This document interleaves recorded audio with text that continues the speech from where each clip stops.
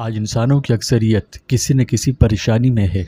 ایک پریشانی ختم، دوسری آ پہنچتی ہے۔ مسلسل ان کا سامنا کرتے کرتے انسان عاجز آ جاتا ہے، سمجھ نہیں آتا کہ کیا کرے، اور اپنی طرف سے ان سے نجات کے لیے جو کوششیں، جو محنت کر سکتا ہے سب کر لیتا ہے، مگر کبھی ان سے نجات مل جاتی ہے اور کبھی یہ طول پکڑ جاتی ہیں۔ اب اس کی کیا وجہ ہے؟ ہم پر آخر پریشانیاں کیوں آتی ہیں اور ان سے بخیر و عافیت کیسے نکلیں، کیسے نجات حاصل کریں؟ یہ ویڈیو اسی بارے میں ہے۔ آج کی ویڈیو میں ہم انشاءاللہ آپ کے ساتھ پریشانیوں سے نجات پانے اور عافیت والی زندگی نصیب ہونے کے لیے استغفار کی طاقت شیئر کریں گے۔ یہ بہت اہم ویڈیو ہے، اس لیے آخر تک ضرور دیکھیں، اور ایسی ہی مزید ویڈیوز کے لیے ابھی ہمارے چینل کو سبسکرائب کر کے بیل آئیکن پر کلک کیجئے۔ پیارے دوستو، ہمارے چینل پر دوبارہ خوش آمدید، جہاں ہم اسلام کی خوبصورت تعلیمات شیئر کرتے ہیں۔ سب سے پہلے تو یہ بات خوب سمجھ لیں کہ اللہ تعالیٰ نے انسان کی سعادت و شقاوت کو اس کے اعمال سے وابستہ فرمایا ہے۔ ہر عمل پر اس کے مناسب رد عمل کا ظہور ہوتا ہے۔ بندوں کے جس قسم کے اعمال آسمان پر جائیں گے، انہی کے مناسب ان کے حق میں آسمان سے فیصلے صادر ہوں گے۔ اعمال خیر پر خیر کے فیصلے آئیں گے اور اعمال شر پر دوسری نوعیت کے فیصلے ہوں گے۔ انفرادی اعمال پر افراد کے بارے میں شخصی فیصلے ہوں گے، اور اجتماعی اعمال پر مجموعی طور پر قوم یا طبقے کے بارے میں فیصلے ہوں گے۔ اعمال کے ثمرات و نتائج دنیا میں بھی رونما ہوتے ہیں، آخرت میں بھی ہوں گے۔ اچھے اعمال پر جس طرح اخروی سعادت مرتب ہوتی ہے، اسی طرح دنیا میں سعادت و کامرانی نصیب ہوتی ہے، اور گندے اعمال پر آخرت کی شقاوت و خسران کے ساتھ ساتھ دنیا میں بھی عذاب کی شکلیں نمودار ہوتی ہیں۔ نیک و بد اعمال کے پورے نتائج کا ظہور تو آخرت میں ہوگا، کیونکہ کامل جزا و سزا کے لیے قیامت کا دن تجویز فرمایا گیا ہے، لیکن بطور نمونہ کچھ نتائج یا کم از کم ان نتائج کی ہلکی سی جھلک دنیا میں بھی رونما ہوتی ہے، تاکہ معاملہ یکسر ادھار پر نہ رہے بلکہ کچھ تھوڑا سا نقد بھی دے دیا جائے۔ بدقسمتی سے ہمارے یہاں جزا و سزا کے تصور میں دو غلطیاں بہت عام ہو چکی ہے۔ قریباً سبھی عوام و خواص الا ماشاء اللہ ان میں مبتلا نظر آتے ہیں۔ ایک یہ کہ اچھے برے اعمال کے نتائج قیامت میں ظاہر ہوں گے، اسی وقت جزا و سزا بھی ہوگی۔ ہماری اس دنیاوی زندگی کو نیک و بد اعمال کی جزا و سزا سے کوئی تعلق نہیں۔ اس زندگی میں نیک و بد اعمال پر کوئی نتیجہ مرتب نہیں ہوتا، نہ یہاں کسی کو اپنے کیے کی جزا یا سزا ملتی ہے۔ اور دوم یہ کہ آخرت کی جزا و سزا پر اگرچہ ایمان ہے، لیکن خواہشات کے غلبے و تسلط، غفلت آمیز ماحول کی تاریکی اور دنیاوی لذتوں کی حلاوت و شیرینی نے آخرت کی جزا و سزا کے تصور کو بہت ہی دھندلا اور مزمحل کر دیا ہے۔ اس کے انتظار ہی نہیں رہتا کہ جو اعمال ہم اپنے نام اعمال میں درج کرا رہے ہیں، قیامت کے دن ان کے ایک ایک ذرے کا حساب بھی دینا ہوگا۔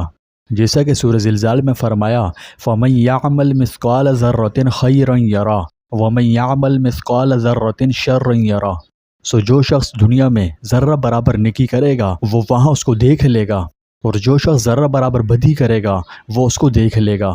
اور جن گناہوں کا بوجھ آج ہم لاد رہے ہیں، کل اسے خود اپنی ناتواں کمر پر اٹھانا بھی ہوگا۔ جیسے کہ سورہ انعام کی آیت کا مفہوم ہے کہ حالت ان کی یہ ہوگی کہ وہ اپنے بار اپنی کمر پر لادے ہوں گے۔ خوب سن لو کہ بری ہوگی وہ چیز جس کو لادیں گے۔ ہمارے طرز زندگی سے ایسا لگتا ہے کہ آخرت کی جزا و سزا کا ہمارے دنیاوی اعمال سے کوئی ربط و تعلق نہیں۔ آخرت کا معاملہ اس دنیا سے یکسر بے تعلق ہے، خواہ ہم کیسے ہی عمل کرتے رہیں، ہم سے کوئی باز پرس نہیں ہوگی۔ اللہ تعالیٰ غفور الرحیم ہے، خود ہی معاف فرما دیں گے۔ ظاہر ہے کہ غفلت کی یہ کیفیت ہماری کھلی کھلی حماقت ہے۔ حدیث شریف میں آتا ہے، ہوشیار اور عقل مند تو وہ ہے جس نے اپنے نفس کو رام کر لیا اور موت کے بعد کی زندگی کے لیے عمل کیا، اور احمق ہے وہ شخص جس نے نفس کو اس کی خواہشات کے پیچھے لگا دیا اور اللہ تعالیٰ پر آرزویں دھریں۔ الغرض ان دو غلطیوں میں مبتلا ہونے کی وجہ سے ہم اصلاح اعمال کی فکر سے بے نیاز ہیں۔ نہ اصلاح دنیا کے لیے اصلاح اعمال کی فکر ہے، اور نہ اصلاح آخرت کے لیے۔ یاد رہے، جس قوم میں خیانت عام ہو جاتی ہے اس کے دل میں رعب ڈال دیا جاتا ہے، اور جس قوم میں زنا عام ہو جاتا ہے ان میں اموات کثرت سے واقع ہونے لگتی ہیں۔ جو قوم ناپ تول میں کمی کرتی ہے ان کا رزق بند کر دیا جاتا ہے۔ جو حق کے خلاف فیصلے کرتی ہے اس میں خون ریزی عام ہو جاتی ہے، اور جو قوم عہد شکنی کرتی ہے ان پر دشمن کا تسلط ہو جاتا ہے۔ خلاصہ یہ ہے کہ آج ہم جن پریشانیوں میں مبتلا ہیں وہ ہماری شامت اعمال کا نتیجہ ہیں۔ اس صورتحال کو نہ تو کانفرنسوں اور جلسوں کے ذریعے بدلا جا سکتا ہے، نہ حکومت کی تبدیلی اس کا حل ہے، نہ انتخاب، نہ پارلیمنٹ۔ ان پریشانیوں کے ازالے کی بس ایک صورت ہے، اور وہ یہ کہ ہم اپنی بدعمالیوں سے توبہ کریں اور اصلاح احوال کے لیے اصلاح اعمال کا راستہ اختیار کریں۔ فطری طور پر انسان غلطی اور خطا کا پتلا ہے، اس سے ہر وقت کسی نہ کسی غلطی اور خطا کا صدور ہوتا رہتا ہے، لیکن بہترین خطا کار وہ ہے جو توبہ کرے۔ ایک حدیث شریف میں توبہ کرنے والے کے بارے میں کہا گیا ہے کہ جو شخص گناہ کے بعد توبہ کرے وہ ایسا ہے جیسے اس نے وہ گناہ کیا ہی نہ ہو۔ تو پیارے دوستو، ہم سب گناہ کرتے ہیں، انسان ہیں، کوئی زبان سے کرتا ہے، کوئی نظر سے، کوئی دل سے اور کوئی عمل سے، لیکن سوال یہ ہے کیا ہم سب استغفار بھی کرتے ہیں؟ دیکھو، انسان گناہ کرے گا، یہ اس کی فطرت ہے، ہم کوئی فرشتے نہیں، لیکن فرق صرف اتنا ہے کچھ لوگ گناہ کے بعد توبہ کرتے ہیں اور کچھ گناہ کے ساتھ عادی ہو جاتے ہیں، یعنی ان سے توبہ کی توفیق سلب کر لی جاتی ہے۔ لیکن یاد رکھیں، اللہ کو وہ بندہ بہت پسند ہے جو گر کر پھر اس کی طرف لوٹے، نہ کہ وہ جو گناہ میں پڑا رہے اور کہے اب میرے لیے معافی کہاں، میں تو بہت گناہ گار ہوں۔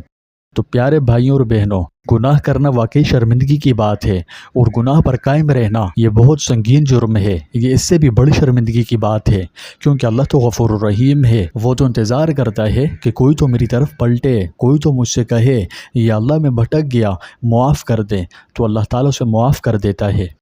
ایک بات ہمیشہ یاد رکھنا، جتنے بڑے تمہارے گناہ، اللہ کی رحمت اس سے بھی کہیں بڑی ہے، لیکن افسوس ہم نے تو استغفار کو صرف زبان کا کھیل بنا دیا ہے۔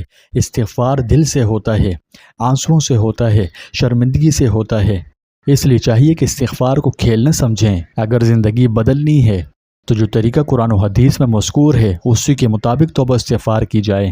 یہ ویڈیو سننے والے ہر شخص سے گزارش ہے، خدارا اپنے مصروف زندگی میں سے چند لمحات نکالو، اپنے رب کو راضی کرنے کے لیے وقف کرو، ان میں اپنے رب سے بات کرو، اس کے سامنے رو لو، جھک جاؤ، دل کی گہرائیوں سے استغفار کرو، بس ایک دفعہ اپنے اللہ کے پاس لوٹ آؤ، سچی توبہ کرو، استغفار کرو، انشاءاللہ تمہاری دنیا اور آخرت دونوں سنور سکتی ہے۔ یاد رکھو، استغفار سے صرف گناہوں کی معافی نہیں ملتی، یہ پریشانیوں کو دور کرتا ہے، غموں سے نجات دیتا ہے اور رزق کے دروازے کھول دیتا ہے۔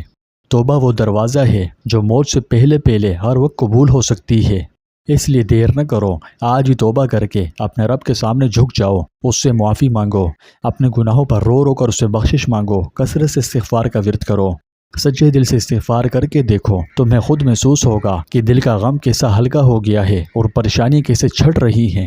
تم استغفار کر کے دیکھو، دل ہلکا نہ ہوا تو کہنا، استغفار دل کا سکون ہے، شیطان کی کمر توڑتا ہے اور اللہ کا بہت محبوب عمل ہے۔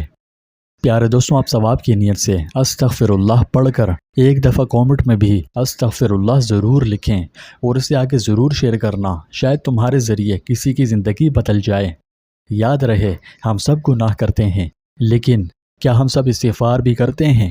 غور کرو اور آج ہی اپنی اصلاح کر لو، زندگی موت کا کوئی بھروسہ نہیں۔ اللہ ہمارے حال پر رحم فرمائے، ہماری کوتاہیوں اور لغزشوں کو معاف فرمائے، اور اعمال صالحہ اختیار کرنے کی صورت میں جس حیات طیبہ کا وعدہ فرمایا گیا ہے، اللہ تعالی ہمیں بھی نصیب فرمائے۔